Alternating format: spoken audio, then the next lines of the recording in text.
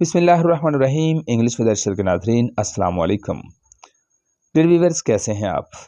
आज हम बात करेंगे जनाब डॉक्टर फॉस के बारे में। इसकी समरी को डिस्कस करेंगे। इंग्लिश के स्टूडेंट्स और बीएस इंग्लिश के स्टूडेंट्स के लिए इंतहाई अहमियत का हामिल टॉपिक है। चलें बगैर किसी ताख़ीर के स्टार्ट करते हैं। डॉक्टर फॉस इस ड्रामे का हीरो है, मोस्ट जिसे हम कहते हैं ना प्रोटैगनिस्ट ऑफ द ड्रामा।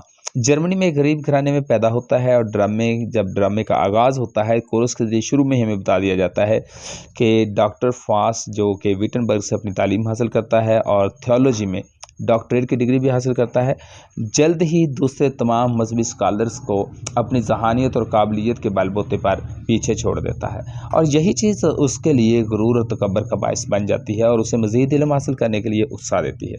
ऐसा इल्म उसको चाहिए होता है जो उसको दुनिया का ताकतवर तरीन इंसान बना दे और यही सोच उसे फिर काले जादू की तरफ माहिर होने की तरकीब देती है और अपने मकसद के हुसूल के लिए वो दो मशहूर जादूगरों वेल्स और कार्नेलियस से खिदमत हासिल करता है। फॉस को अपने मकरू अज़ाइम से रोकने के लिए दो फरिश्ते, एक गुड एंजल और एक बैड एंजल। गुड एंजल उसे नेकी की तरगीब देता है, जबकि बैड एंजल नाम से ही ज़ाहिर है उसे बदी की रास्ते पर ले जाना चाहता है। नेकी और बदी की इस कश्मकश में बदी बिल आखिर जीत जाती है, क्योंकि फास्ट बजाते खुद बदी के लिए एक आसान हदफ साबित होता है। आने वाले वक्त में जो वक्ती कामयाबियाँ उसकी मुंतज़र है, उसके नशे वो इस कदर खो चुका है कि अपने अंजाम को भी वो पीछे छोड़ देता है। वो इस चीज़ से भूल जाता है कि कल को उसका अंजाम क्या होगा।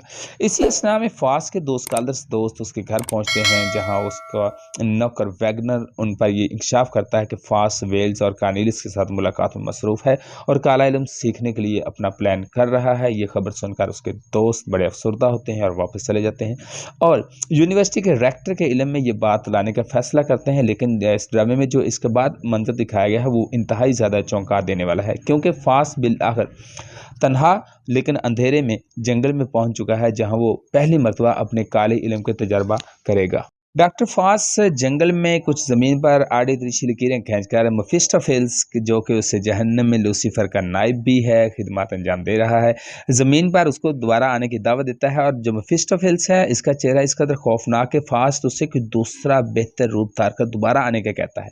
लेकिन यहाँ दोनों के दरमियान एक तवील गुफ्तगू होती है, जिसमें मेफिस्टोफेल्स फॉस को आगाह करता है कि वो अपने मालिक की रजाबंदी के बगैर फॉस की कोई मदद नहीं कर सकता। फिर वो अपने मालिक लूसीफर का मजीद तारुफ करवाते हुए फॉस को बताता है कि किस तरह लूसीफर अपनी नाफरमानी के बायस जन्नत से निकाला गया था। लेकिन मेफिस्टोफेल्स उसे कुछ और शराइत से आगाह करता है जो काला इल्म सीखने के ज़िम्मन में फॉस को हर हाल में पूरी करनी होती हैं। ये सुनकर फॉस मेफिस्टोफेल्स को बताता है कि वो पहले ही अपनी रूह और जिस्म को शैतान के ताबे करने का इरादा कर चुका है, लेकिन इस शर्त पर कि इसके बदले में उसे 24 साल की ऐसी ज़िंदगी अता की जाए जिसमें अपनी तमाम ख्वाहिशात बआसानी से पूरी कर सके।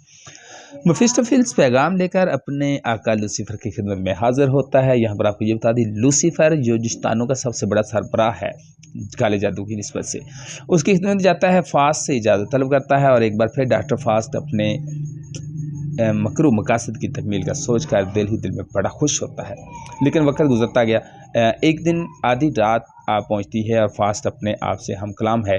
नेकी और बदी के फरिश्ते एक बार फिर फास्ट की अच्छाई और बुराई की तरगीब देने में मसरूफ़ होते हैं, लेकिन दौलत और ताकत का नशा फास्ट पर इतना हावी हो चुका है कि फास्ट के रुखसत होने के बाद मेफिस्टोफेल्स दोबारा आता है और इस खुशखबरी के साथ कि लूसीफर की मंजूरी उसे मिल चुकी है और वह फास्ट के लिए खिदमत सर अंजाम देने के लिए तैयार है।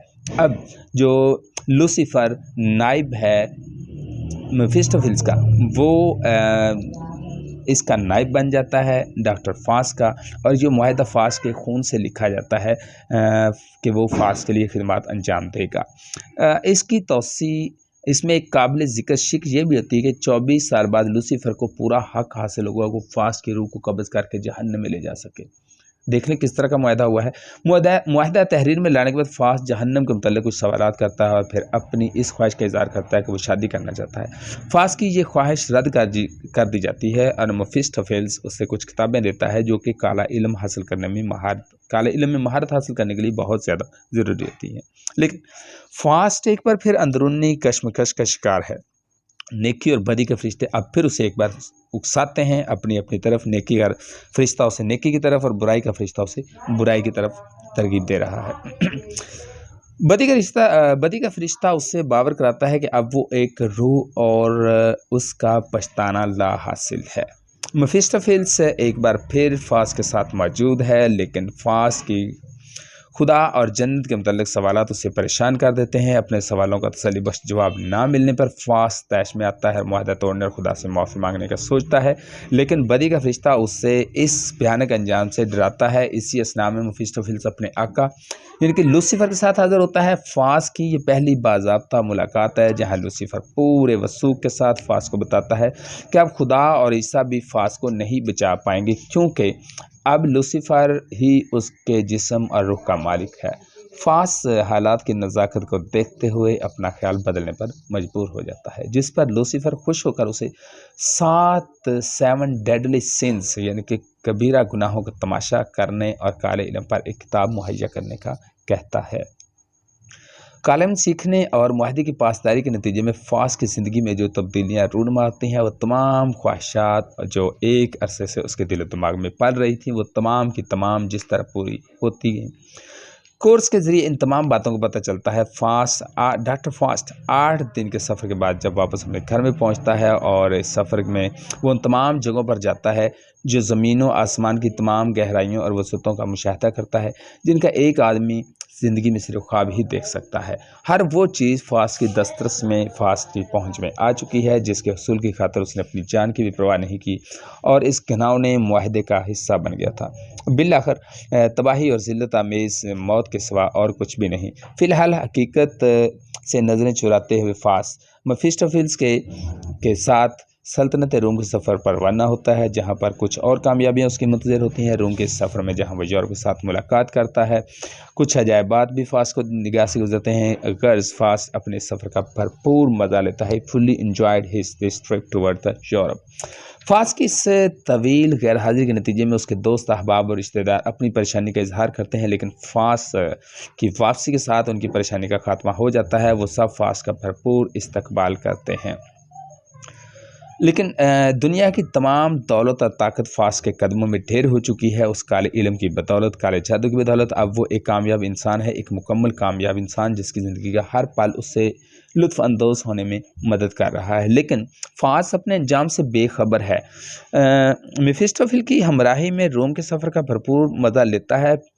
पशेमानी और निदामत का उसे शक व शुबा भी नहीं है। वो तमाम ख्वाहिशात और हसरतें जिनकी तकमील के लिए फास ने अपनी रूह का सौदा किया था, वो सब पूरी हो जाती हैं और 24 साल का ये जो एग्रीमेंट था, अब ये ख़त्म होने को आ जाता है और वक्ती कामयाबियों की चकाचौंध फास को अपने अंजाम को भुला देती है और अपनी कामयाबी के नशे में मदहोश वो दुनिया की रंगीनियों से लुत्फ़अंदोज़ तो होता है, मगर इस हकीकत से बिल्कुल गाफिल है कि उसकी भयानक मौत लम्हा ब लम्हा उसकी तरफ बढ़ रही है। ये जो ज़िंदगी उसको मिली हुई है, इसने आखिर बिलाखिर ख़त्म भी होना है। और एंड क्या होता है? डॉक्टर फास की ये ज़िंदगी जो 24 साल मुआहदे वाली थी, बिलाखिर अपने इख्तिताम को पहुंची। यूँ समझे उसकी ज़िंदगी का आखिरी घंटा रह गया था और फास की ज़ुबानी ये सुनकर उसके दोस्त भी परेशान नज़र आते हैं और फास को तरगीब देते हैं कि वो अपने गुनाहों पर माफ़ी मांग ले। लेकिन अब क्या हो सकता है, जब वक्त बिल्कुल सर पर आन पहुँचा है और उसकी डेथ होती है। वो बिजली और बादल की गरज के साथ शैतान नमूदार होता है और फास की रूह को जहन्नम का ईंधन बना देता है। बिलाखिर यही होकर रहता है। शैतान फास की रूह के टुकड़े टुकड़े करके उसे जहन्नम रसीद कर देता है और कोर्स जो है वो फास के दर्दनाक अंजाम को कुछ इस तरह से बयान करता है। फास वक्त से पहले अपनी दर्दनाक मौत से गले मिलता है। दर हकीकत उसकी मौत में अक्लमंदों के लिए एक सबक है। तो ये था हमारा आज का lecture. Have a nice day. Allah हाफिज़।